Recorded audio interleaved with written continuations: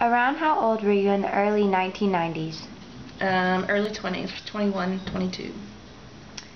And what event stood out most to you in the 1990s and why?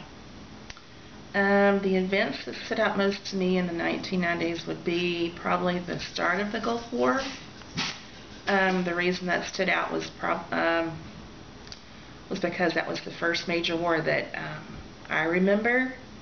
I was too young to remember Vietnam and anything like that, so the Gulf War was the first major war that I remembered, and that's why it stuck out. Another thing that stuck out to me in the 1990s was everybody was preparing for Y2K. They would begin stockpiling food because they thought the computers were just going to crash when the year 2000 hit. And that was a big to-do between the mid-90s and the end of the 90s. So. Okay. What went through your mind when you heard about the Monica Lewinsky scandal? Disappointment.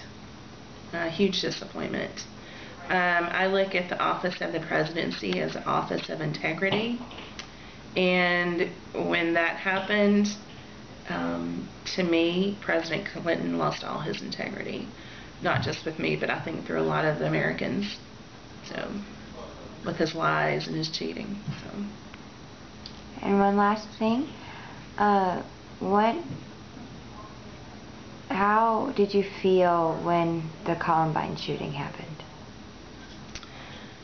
The Columbine shootings, I felt very sad. It broke my heart to think that some teenagers could go in and kill other teenagers because they felt bad about themselves.